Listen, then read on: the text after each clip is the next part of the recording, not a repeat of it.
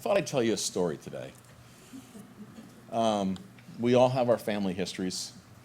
I have mine, you have yours. And my father was born in 1921. Most of us, I kind of grew up knowing about some of these things, and some of this is just sort of family tradition type of stuff, But you kind of have to really enjoy or be a history nerd to know some of the details about some of these things. So he was born in Germany in 1921. And many of us have heard about the hyperinflation that happened in Germany in the years before Hitler. That hyperinflation began in 1919 in the Weimar Republic. He was born 2 years into the Weimar Republic, okay? And to give you an idea of how intense that inflation was, we've never seen anything like it in our country. Even those of us who were in the Nixon and the Carter administration period, we never saw anything like that. 18% is nothing compared to what happened in the Weimar Republic. Here's an example. $1 American in 1919 could have purchased 6.5 Deutschmarks. That same dollar in 1924 would buy 4.2 trillion Deutschmarks. And if that's not helpful, let me put it another way.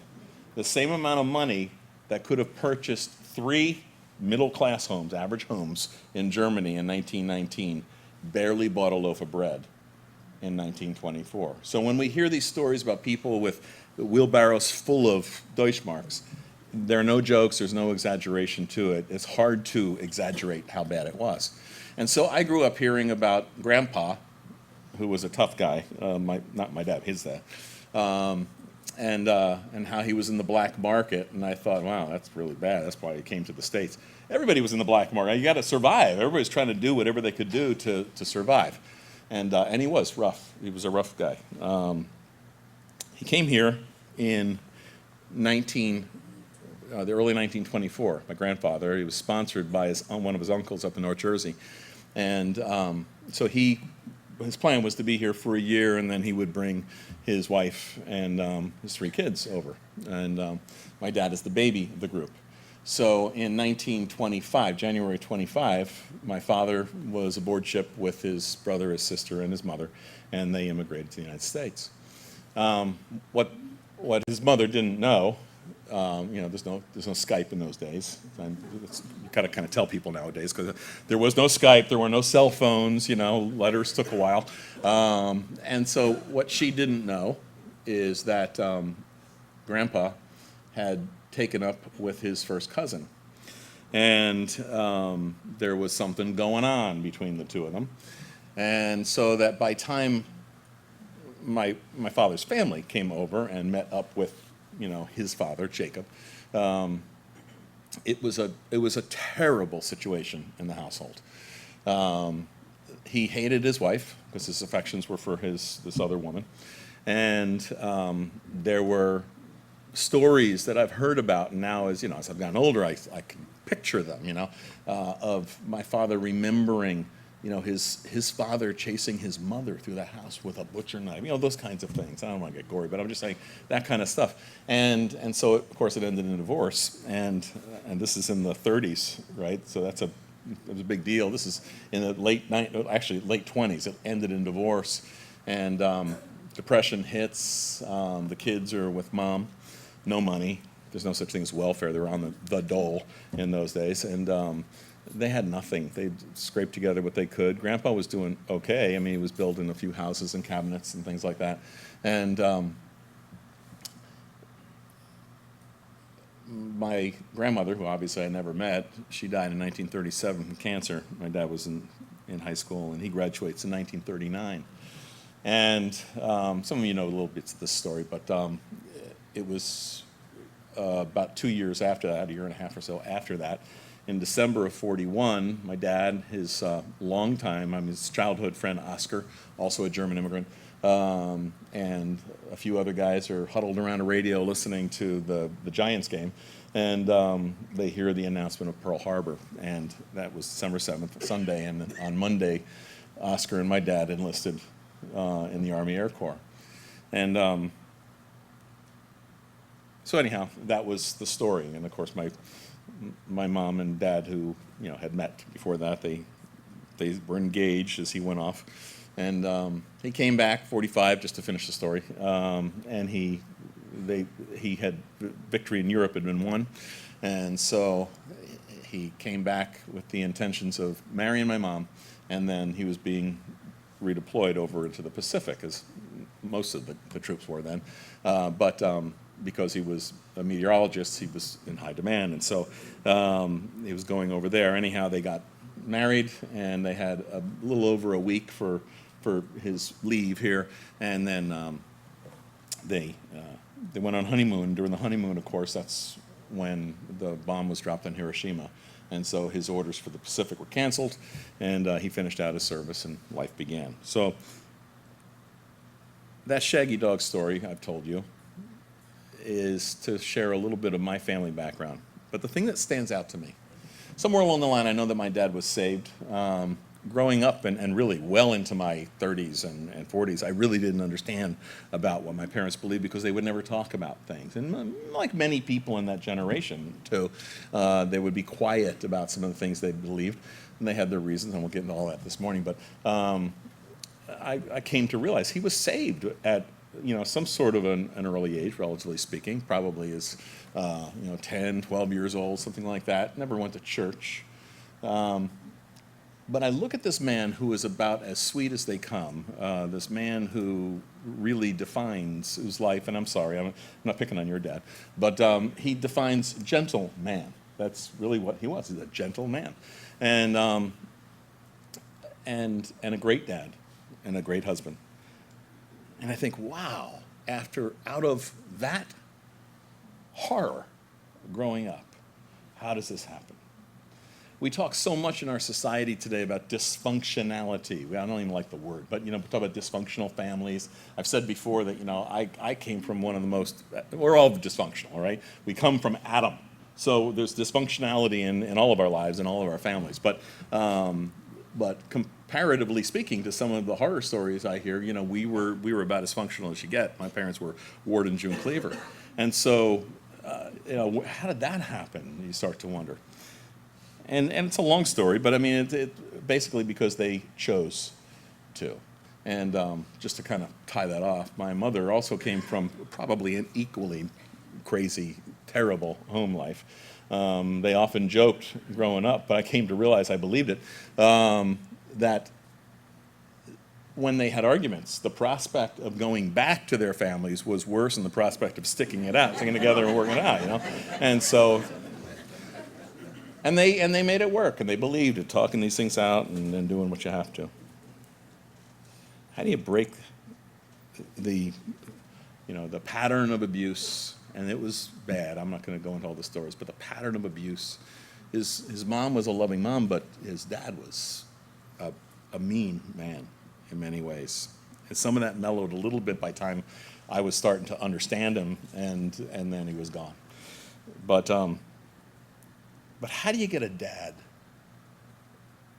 who's a good dad and who wants to do right things and raise children who want to live right when he comes out of that kind of a background?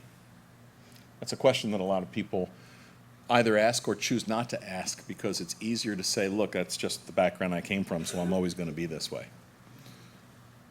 Billy Graham, talked about dads. He says that a good father is one of the most unsung, unpraised, unnoticed, but most valuable assets in our society. And I think we all know that it's relatively simple for a healthy man to become a father. It takes real work to be a dad. We have a lot of fathers, but the dad part, the loving dad, who invests in his children is tougher to find. They say that a father is a man who carries pictures in his wallet where money used to be.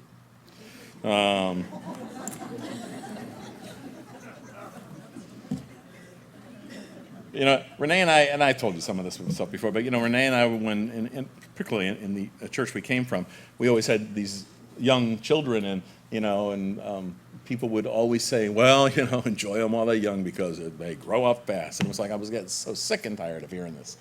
And now I look at these kids, they're basically all grown up, and I look at, so many of you who are young parents, and I'm saying, I'm actually hearing myself say the same thing because it's gone by so quickly. And it does. It really goes by very, very quickly.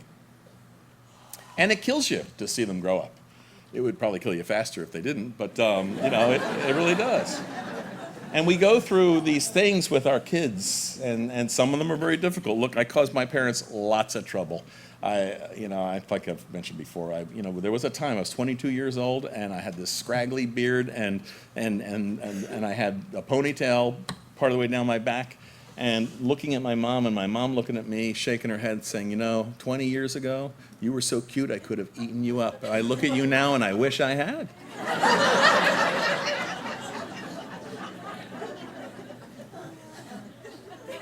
But God,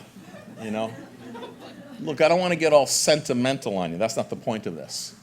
But the point is that we all come from various backgrounds.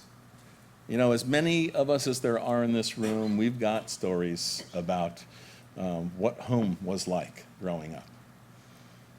And we have just as many times the number of kids' stories of what home is now like for our kids, for ourselves.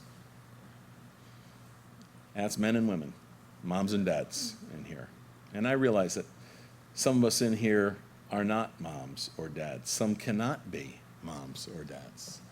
Some have gone through tough times this year, over past years. Maybe you've lost a son or a daughter or a grandchild, or, there are all kinds of things that we go through. But it's important that we understand that, like we have a mirror, the right-hand mirror in your car probably has a little thing printed on it that says, objects are closer than they appear. Well, that's the way it is with life in general, and that's the way it is with our children. And we need to take advantage of the window of opportunity we have with our children while we have it. And even if our children have grown, or even if you now as the adult child have grown, you've left the home.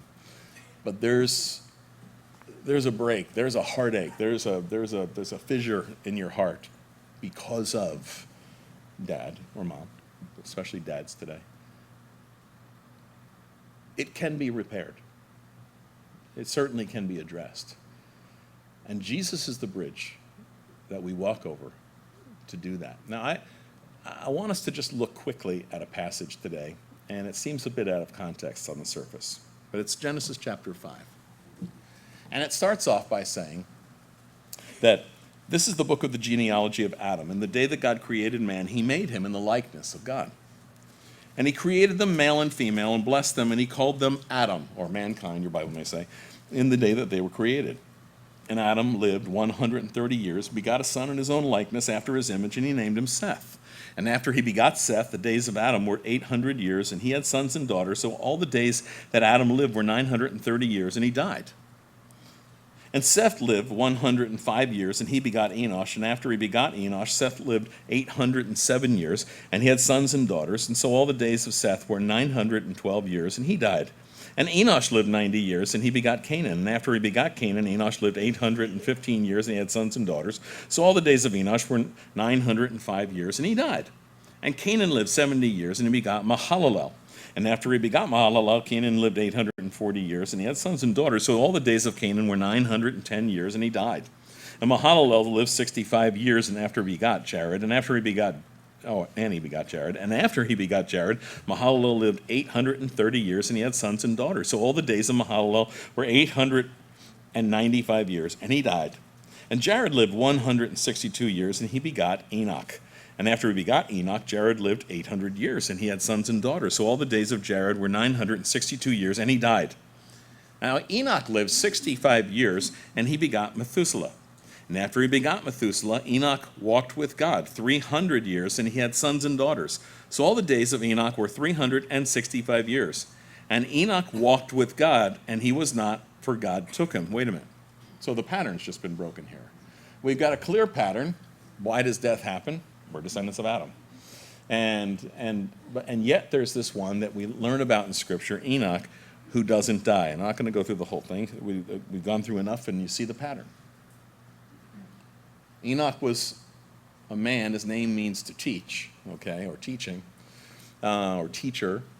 And there was something that happened to him, something that God impressed on his life that caused him to name his son Methuselah and caused him to live a certain way. Now before we go any further, let's understand something. The Scripture says this, if you want to write it down, it's Psalm 127, that unless the Lord builds the house, those who build it labor in vain. It's absolute vanity, it's worthless, it's fruitless, it's pointless to even bother with certain things, God says, unless it's the Lord who's doing the work. And how many of us totally ignore the Lord sometimes in our families, in our households? God wants to be the one who takes the lead in our household. He says that children are a heritage from the Lord, that the fruit of the womb is a reward. Like arrows in the hand of a warrior, so are the children of one's youth. Happy or blessed is the man whose quiver is full of them. Now, some of us here have 1, 2, 3 arrows in our quiver. Some may not have any. Some may have many. We have 3 that are with us. We have 5 more that we look forward to meeting one day. We had a lot of trouble. We didn't have that much trouble conceiving at times, but miscarriages and all, and we know that we're going to see these children again. Like arrows in the hand of a skilled warrior are our children. Blessed is the man whose quiver is full of them. What's the point? The point is to raise children and to be able to, in a sense, launch them at a certain point in life so that they fly right, so that they know how to live, obviously, but that they live for Jesus Christ, and that as they fly, they hit the target, that they will make an impact for this world.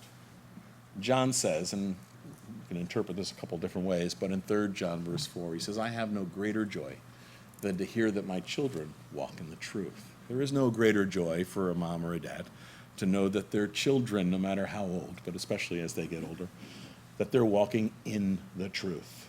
Really walking in the truth. Not just going to church, but walking in the truth and living for the Lord. And here's this man, Enoch. It says that he was different than the others, and even though he was in a godly lineage, there are 10 generations that are mentioned here from Adam to Noah. Noah's the last one, we didn't get there. After Enoch, Enoch has Methuselah. Methuselah begets Lamech, and Lamech begets Noah. And the society that they were living in was a wicked, wicked society. But this man lived a certain way. How did he live? It says that he walked with God. It does not say that God walked with him. And that's actually a good reminder for us many times, because we will pray very often, Lord, you know the situation I'm in, you know the challenges I'm up against. Walk with me through this trial. No, we're to walk with him through the trial, not him with us. We walk with him. Enoch walked with God. In fact, you don't have to turn to all these places, but it says in Hebrews chapter 11, in verse 5, listen to what it says about Enoch. By faith, Enoch was taken away, raptured, so that he did not see death. I mean, it was a surprise for everybody. It was a surprise for Enoch too. I bet you. All of a sudden he's walking. No one ever told him, there was a rapture coming. I don't think there's any evidence that anybody was teaching anything about that. But all of a sudden, he wasn't there anymore. But he'd been walking with God, and all of a sudden, wow, it got brighter or something. Whatever it was for him, it says that by faith Enoch was taken away so that he did not see death, and he was not found because God had taken him. For, get this, before he was taken, he had this testimony that he pleased God. Enoch's life, his walk with God, is what pleased God. And that's important. Why? Because of the next verse. For without faith, it's impossible to please God. We quote it all the time, but there's the connection. If we have faith that pleases God, we'll be walking with God. And this applies to every single one of us. This is not just for fathers. This is for all of us. But we can't be the kind of fathers that we're called to be, or the kind of anybody that we're called to be, unless we choose to walk with God. Without faith, it's impossible to please God. For he who comes to God must believe that he is, and that he is a rewarder of those who diligently seek him. Enoch understood something about what was going on in his society. I mean, here he is living in this wicked, wicked age. It was an age of permissiveness. It was a time of social permissiveness. Lawlessness flourished. Immorality was rampant. Marriage was by convenience, not by commitment. Polygamy was the norm. And in many ways, it's a lot like the age that we're living in today. Think of this. Think of it. It is. He lived in an age of great presumptuousness. Secularism was the rule. People didn't want to obey what God had to say. They didn't want to obey God. They didn't want to do anything except to deal with what they considered the necessities of life, have a job, make money, eat, drink, the niceties of life, right? Get married, give in marriage. Well, Jesus says so. That's what it was like in those days. It's a lot like today. People in our day, and sadly this is true of so many Christians, are more concerned and more consumed by the world that we're in than the one that's coming. We're more concerned and more consumed with gold than we are with God. We're more concerned and more consumed by the kingdom now as opposed to the kingdom that's coming in this world. We're living in an age that's increasingly like the age that Enoch was living in. And it was a very spiritual age. I mean, it's a sick one. If you read chapter 6, you get the idea of it. But, so much of the occultic practices that are worldwide today have their roots back in the days before the flood. These are not disconnected times. This is all connected. And it was an age of great progressiveness. It was a very progressive age. Technology flourished. We don't think of it. Typically speaking, when we think about anything and any people that live that far back, we think of them as primitives. We don't think of technology, and yet we have lots of evidence just in these first few chapters of Genesis about how great cities flourished. And there was technology. Did they have iPhones? We say no. Probably not. I don't know, though, actually. Hey, the Egyptians were messing with electricity, so who knows what they were doing back then, but it's all been destroyed. It was a wicked, wicked time. And after 65 years of life, a boy comes into his life for he and his wife. And he names his son, this is a splash zone, Methuselah, okay? Methuselah. It's a conflation of two words. He dies and it will be sent. That's how you translate the Hebrew in his name. Weird thing to name a kid, all right?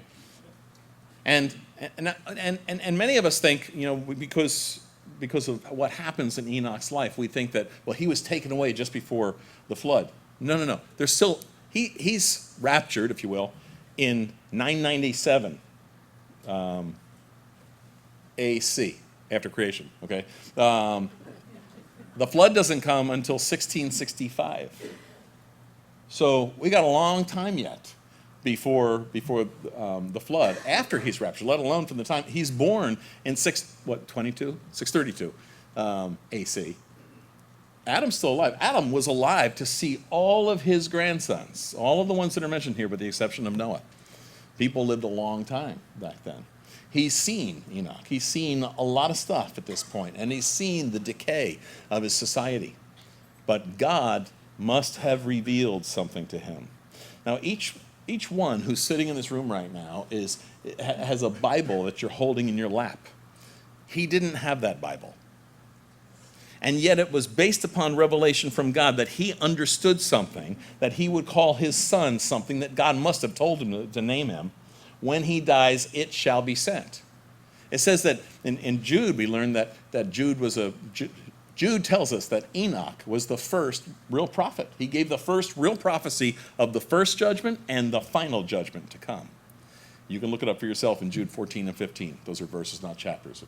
So he says there that he talked about the judgment that was coming. He understood the judgment that was coming. So when he said he'll name his son Methuselah, he dies and it'll be sent, he was talking about the judgment. And if you want to have a little fun this afternoon, just take 15 minutes. It won't take very long.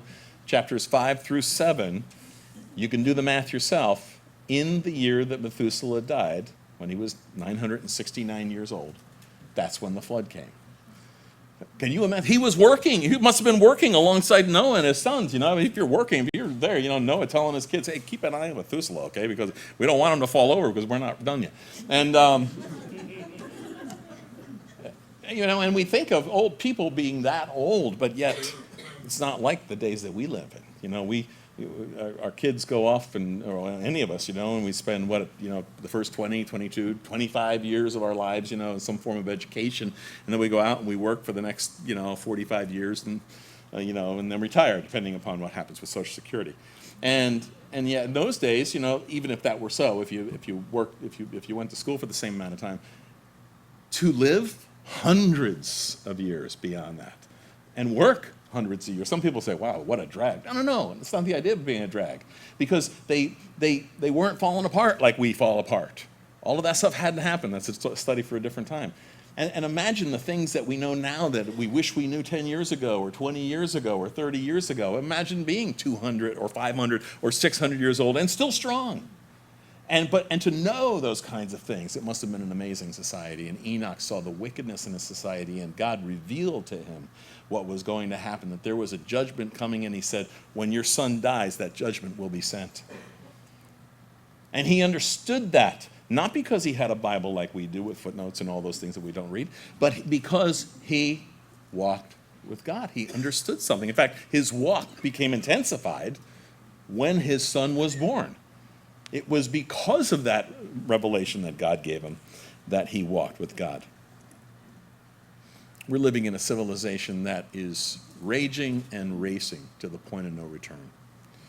And the sins that used to be in back alleys are on the TV now. And the sins that used to, just amaze us, they amuse us. Everything has become twisted, and the things that used to be sacred, are now sacrilege to the society. Everything's turned upside down. Now, how do you raise children in a society like that? How do we do that? The saving grace is that he walked with God. He walked with God. And there's no question in my mind when you look at, as you study the passage, he had an effect on his family.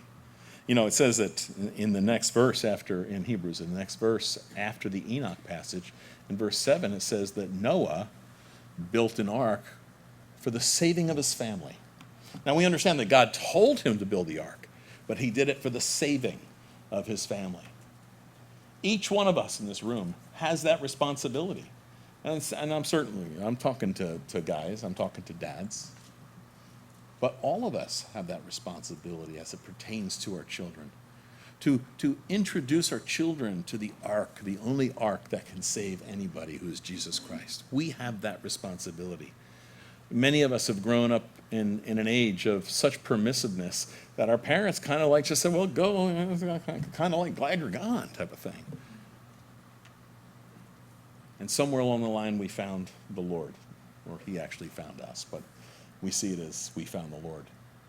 But we have a responsibility. It's incumbent upon us to raise our children in a certain way, and so that their lives will honor him. And we can see other examples. Yeah, it's difficult to find a lot of examples of godly fathers in the Scripture. We certainly find examples of men who knew the Lord, loved the Lord, and made their mistakes. We all do. Abraham was one of them, but God speaks of him in chapter 18 of Genesis that Abraham will. He's speaking to one of the angels, and he says that Abraham will direct his children and his household to keep the way of the Lord by doing that which is right and that which is just. And he did it.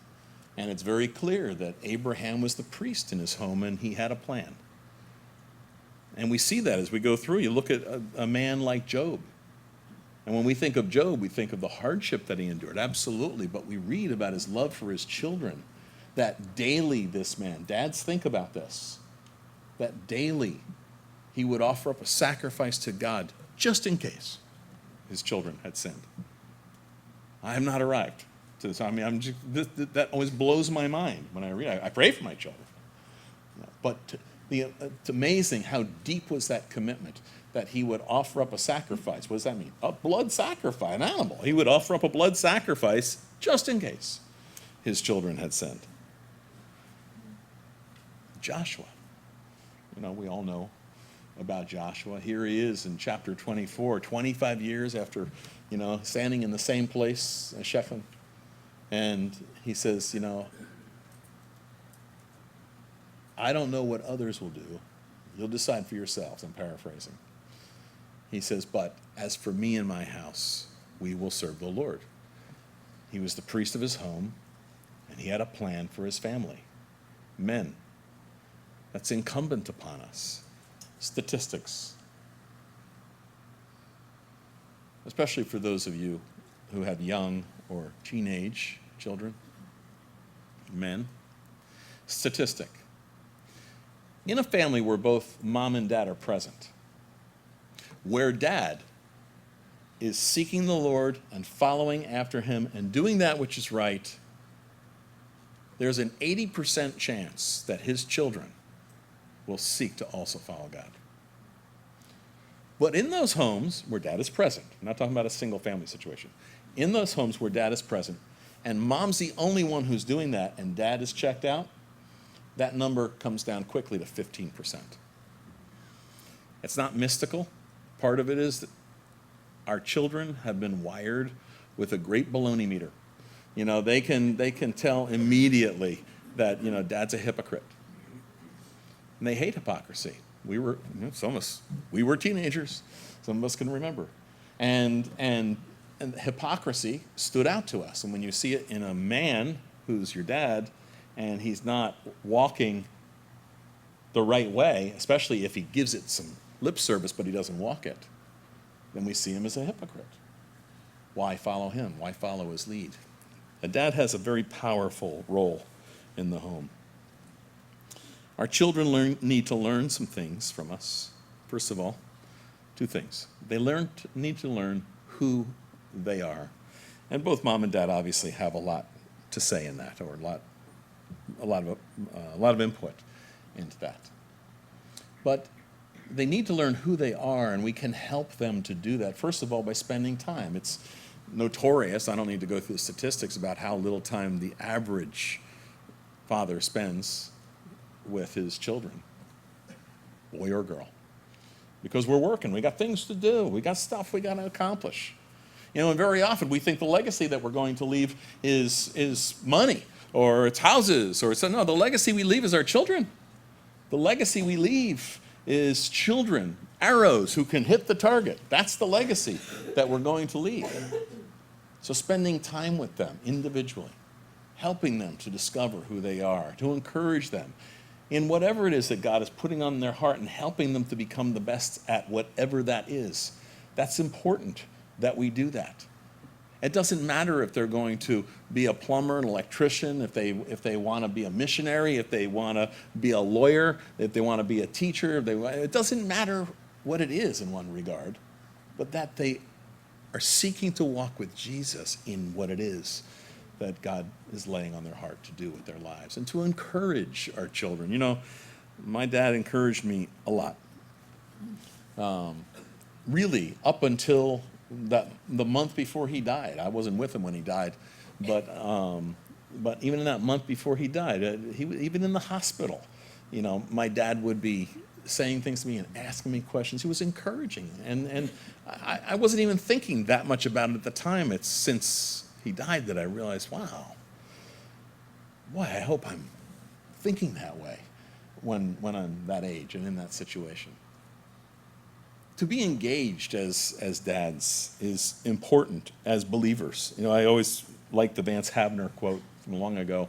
He said, one thing I always admired about my dad is he did his sleeping at home and he didn't use church as an adult nursery. And look, some people just we just fall asleep if we sit in a place for too long. I understand that. But that's just the way it works. But in other words, that also means he was engaged with his children, engaged with his love for Jesus Christ. Yeah, the first thing we need to do is to help our children know who they are, but then also where they're going with their lives. Show them that we love them. And sometimes, actually, a major part of it is something that many of us were cheated out of, depending upon our age and who our parents are.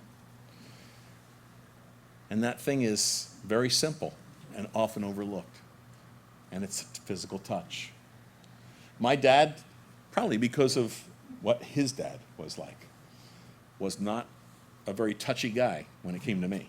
Oh, he'd hug my sister, and I see him hug my mom and kiss and all that stuff. But when it came to me, it was like, we were both salesmen, so we knew how to smile and shake hands and do all those things. But as far as a hug, no. And I didn't think much about missing that until later on in life. And yet I realized that my dad wanted the same thing. He just didn't know how to do it. Didn't matter how old he was. He didn't know how to get past it. And maybe there's a lesson in that, some of us feel like, I can't get past it. Why doesn't he do that? Well, maybe even though we're young, not me, you, it's our responsibility as children too. I certainly learned that where my dad was concerned, because he wanted that. He didn't know how to do it. And, that has to do with family backgrounds probably, and ethnic groups. All those things come in, I realize. But the touch is important. And, it goes the other way too. A study of young women who have had multiple unwanted pregnancies revealed that they were either hardly ever touched by their dad, or they were wrongly touched by their dad. And so they found the touch that they wanted in the arms of some man, any man, every man. None of us want that for our children. God's designed us for something good, and we all have sinned, and we all will. But it's important that we take stock.